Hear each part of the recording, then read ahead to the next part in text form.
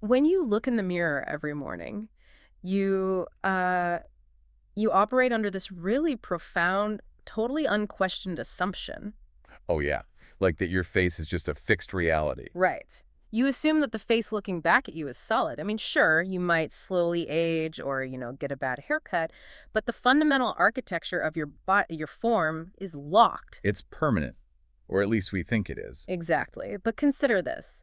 Right now, outside your window, there are caterpillars that are sealing themselves inside these chrysalises and literally digesting their own bodies. Yeah, the biological soup. Yes, they release these enzymes that break down their tissues until they are literally nothing but a puddle of undifferentiated biological soup. And it's chemically near formlessness at that point. Right. And somehow that puddle remembers who it is, remembers its environment, and completely reconstitutes itself into a flying insect. The organism essentially dies as one thing and then completely reorganizes its entire physical structure around a totally different blueprint. Using the exact same raw materials. Exactly. So, today, for you listening, the mission of this deep dive is to completely shatter the idea that shapeshifting is just some, I don't know, a myth or a metaphor. We're looking at a fascinating stack of research that suggests this kind of structural transformation is actually a biological, physical reality. It really is. And, approaching this from my background as a somatic therapist, where my focus is heavily on how the human body stores trauma and emotional states, the implications here are just massive. Because it changes the whole paradigm. Totally. If we start to understand that biological form is inherently fluid, we really have to ask why humans feel so permanently stuck. Like, is our physical and emotional suffering actually tied to that rigidity? Which is such a wild thought. And as a science journalist, I mean, the sheer volume of hard data challenging our concept of a locked body, it honestly forced me to reevaluate everything I thought I knew about anatomy. I bet. It's a lot to take in. It is. So by the end of this deep dive, you're going to understand why your feelings of emotional or physical stuckness might literally just be a biological failure to shapeshift, and more importantly, how to fix it.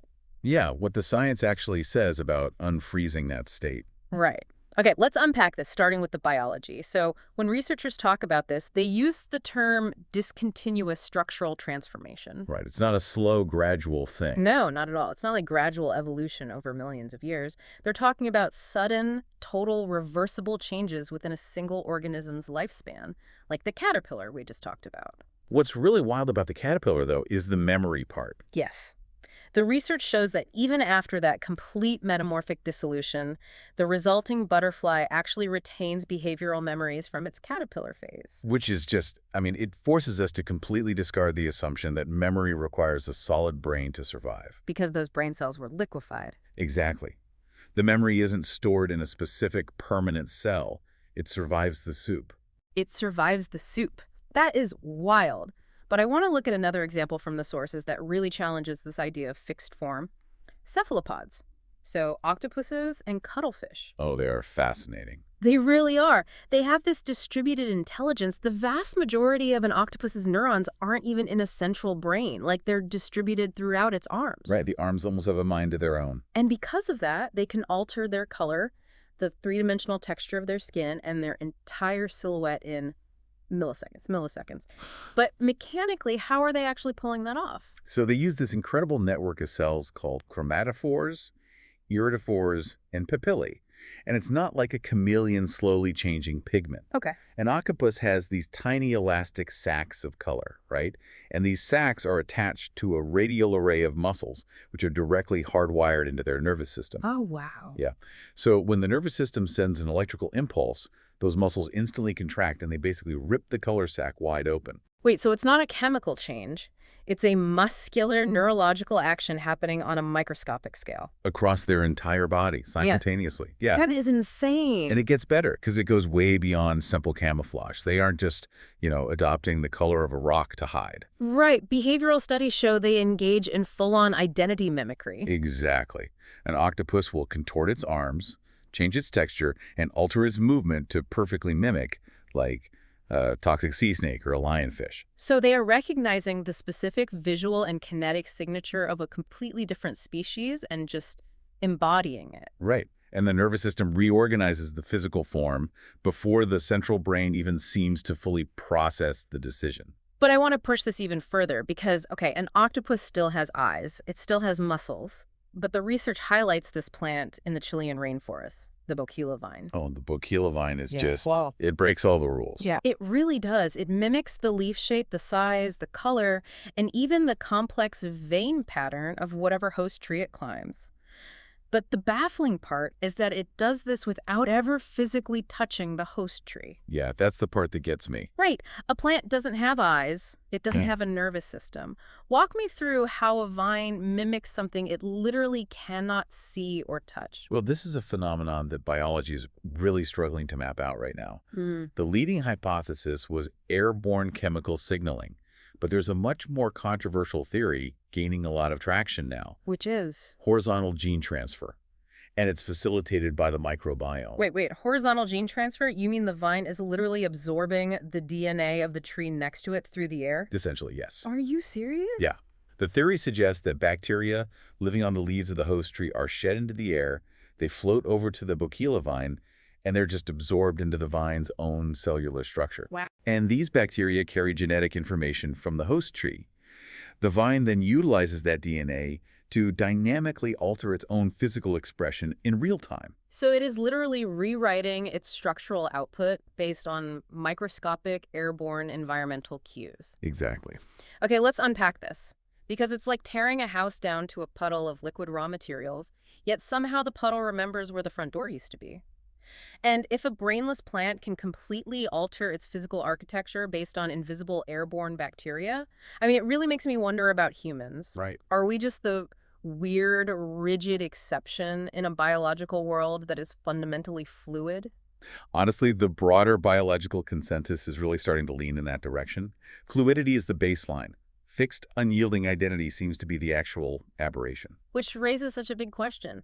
If biology allows for this much radical fluidity, why do humans feel so permanent? Like, was there a time when our species actually utilized this, or did we just evolve to be the most static creatures on the planet?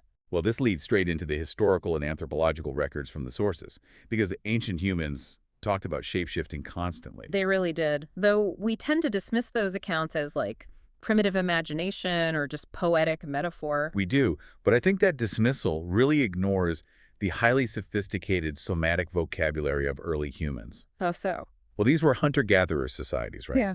Their moment-to-moment survival depended on an intimate, incredibly observant relationship with the physical world. They weren't just sitting in caves inventing fantasy novels. They were recording observable phenomena. Take the Paleolithic cave art, for example, like the 40,000-year-old lion man sculpture found in Germany. The Hollenstein Stadel figure. Exactly. It's a therianthropic figure, a being caught mid-transformation between a human and a cave lion. When a society that is entirely focused on realistic observation of prey animals takes the time to carve a human mid-transformation, they are trying to communicate an experienced reality, not just a neat symbol. What's fascinating here is that we see the mechanics of this in global shamanic traditions as well. Right. Whether you look at Siberian, Amazonian, or Australian Aboriginal cultures, the practitioner doesn't just pretend to be an animal. They enter the literal physiological field of that animal. There was that part in the research about acoustic analyses of shamanic rituals. Yes, it shows human vocal tracts producing these harmonic overtones and animal calls that are physically impossible to consciously manufacture. Without a radical, temporary reorganization of the vocal cords and throat musculature. Exactly. The body changes. And it isn't just limited to shamans in a trance state. The sources dive into the Norse berserkers. Yeah. They entered a battle state called hamrammer, which literally translates to shape strong. Yeah. And historically, this was written off as just a massive surge of battle adrenaline.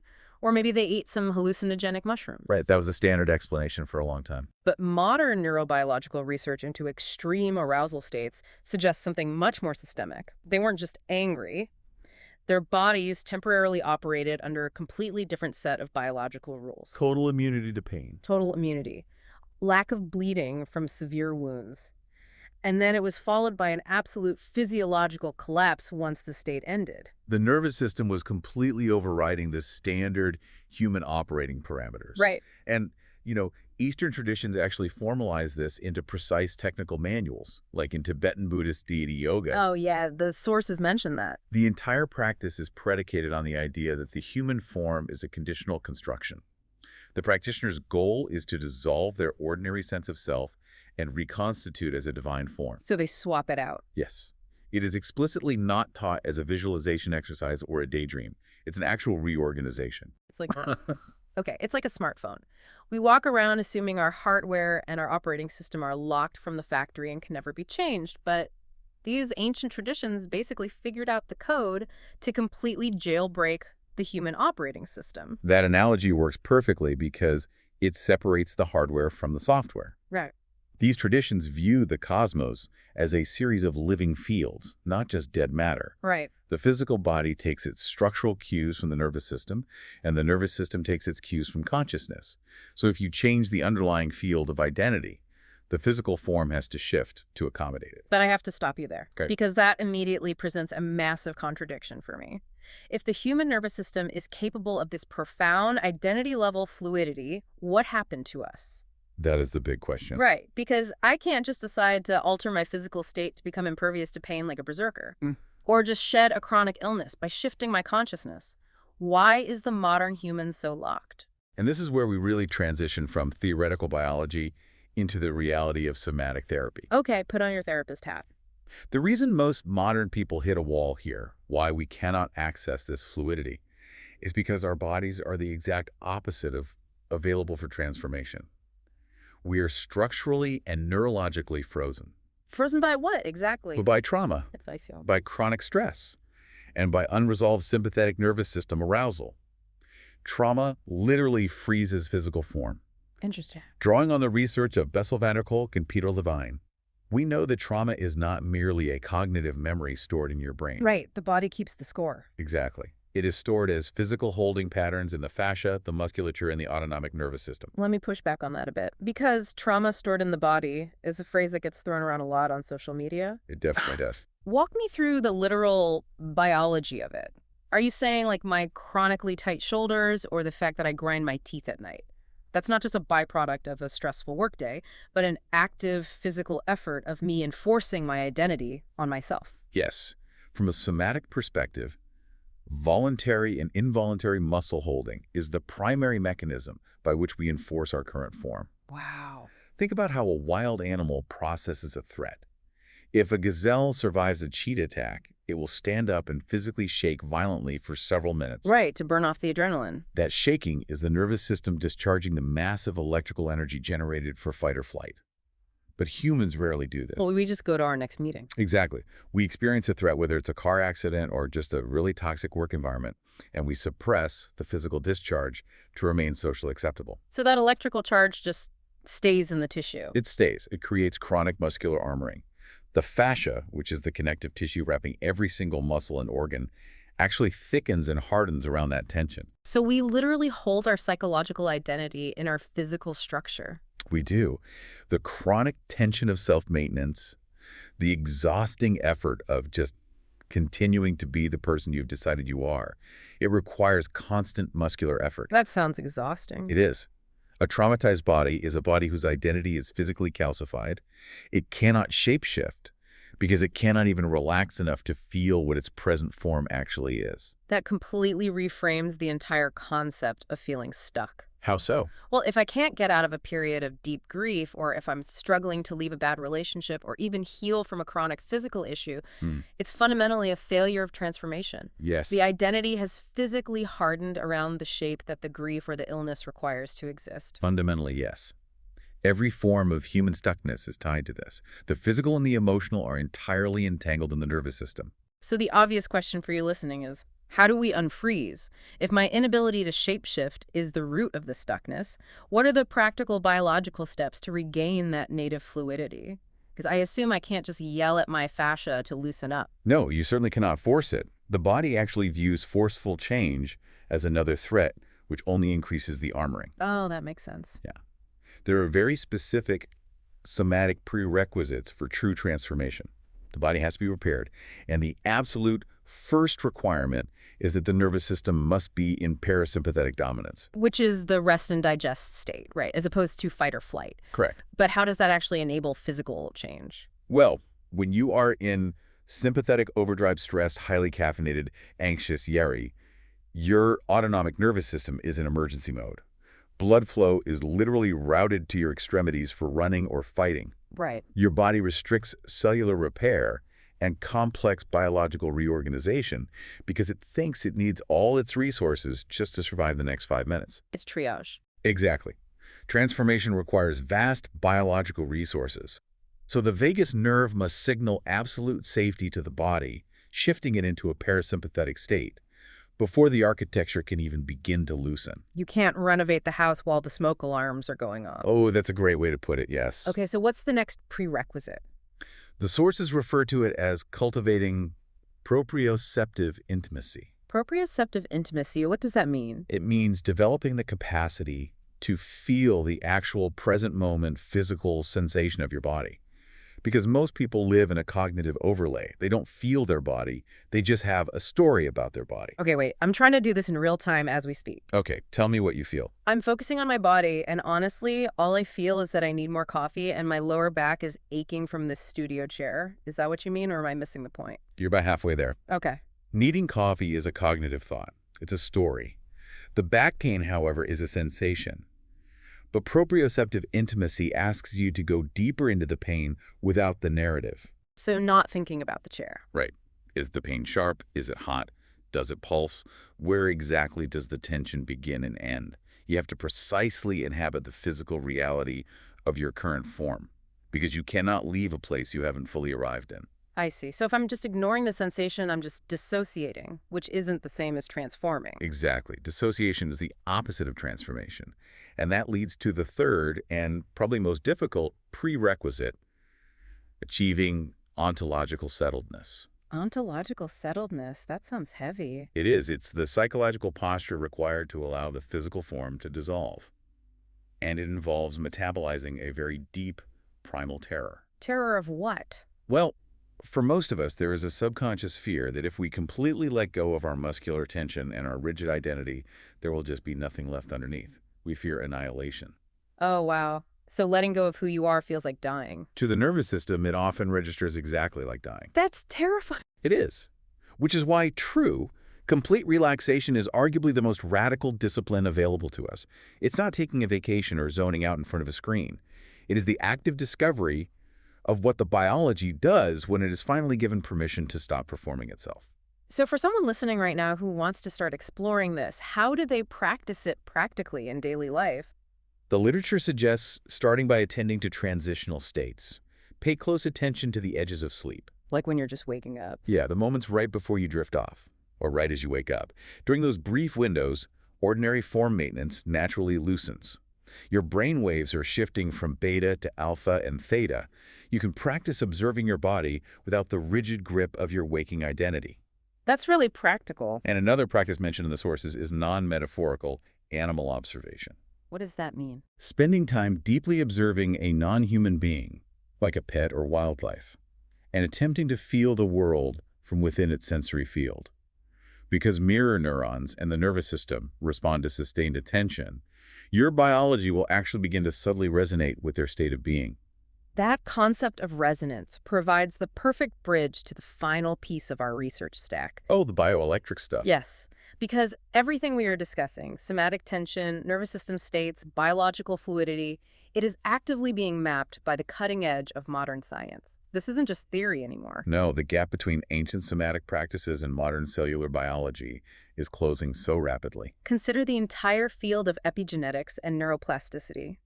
We now have measurable proof that the genome is not a fixed architectural blueprint. It is a responsive palette. Your brain and body physically alter based on experience. Right. Your physical expression, down to which genes are turned on or off, is continuously altered by environment, experience, and intention. But the research from Michael Levin's lab at Tufts University, it takes this to a completely different level. Levin's work is incredible. His research into morphogenetic fields is fundamentally rewriting our understanding of anatomy. Let's look at the mechanics of what his lab actually did, because it seriously sounds like science fiction. It really does. They work in synthetic biology. They took living embryonic stem cells from a frog, just frog cells. They scraped these cells away from their usual context, placed them in a petri dish, and essentially just left them alone. Right. Without any explicit genetic reprogramming, without adding any new DNA, these cells self-assembled into a totally new functional organism called a xenoguard. From just a pile of skin cells. Yes, they grew cilia to move around, they worked together to push microscopic objects, and they even healed themselves when damaged. And they did this without a central brain orchestrating the movement. Exactly. It proves that morphogenesis, the creation and maintenance of biological form, is a collective field-level phenomenon. It is not just genetic determinism where a cell blindly follows a hard-coded instruction. Which perfectly aligns with the esoteric traditions we discussed earlier. Levin's research basically suggests that biological form is essentially a standing wave in a bioelectric field. Okay, here's where it gets really interesting. I want to make sure that concept is crystal clear for everyone listening. Think of the bioelectric field like a magnet, and your cells like iron filings. Okay, I like this. If you place a magnet under a piece of paper and sprinkle iron filings on top, they immediately form a specific, rigid shape. Right. But the filings themselves aren't deciding the shape. The invisible magnetic field is dictating it. If you move the magnet, the shape of the iron filings instantly changes. That is an excellent way to visualize it. The cells are the iron filings. The bioelectric field, which is heavily influenced by the nervous system and your conscious state, is the magnet. If you change the underlying field, the form itself has to change. So it's like tuning a radio dial. If our physical form is just a standing wave, then healing our trauma, unfreezing our fascia, and relaxing our muscles so we shift our nervous system out of fight or flight. That is essentially us learning how to tune the dial and change the radio station of our own biology. Exactly. We aren't stuck listening to the same station. We just forgot we had access to the controls. Wow. And that realization is the absolute core takeaway for you, the listener. The rigid identity you are currently carrying. The chronic physical pain, the repetitive emotional loops, the sheer exhaustion of maintaining your daily persona. It is not your permanent objective reality. It's just a posture. It is just a temporary posture. Your feeling of being trapped is, at its root, a biological failure to shapeshift. But the incredibly hopeful part of this deep dive is that your body already possesses the mechanics to change. Right down to the cellular level, you are biologically fluid. You don't need to learn a magical new skill to unfreeze your life. The software is already installed. Exactly. The work is in removing the blocks. It is about metabolizing the trauma that is locking your bioelectric field into a single defensive shape so that you can finally stop preventing the natural fluidity that is already your native state. It completely dismantles the idea that we are these weathering statues. We are continuous unfolding processes. Which leaves us with one final thought for you to mull over today. What's that? If your current identity, your physical tension, your rigid daily habits, the very face you assume is locked in the mirror, is nothing more than a temporary agreement between your consciousness and your biology, what shape would you choose to take tomorrow if you finally gave yourself permission to let go of the effort of holding your current self together?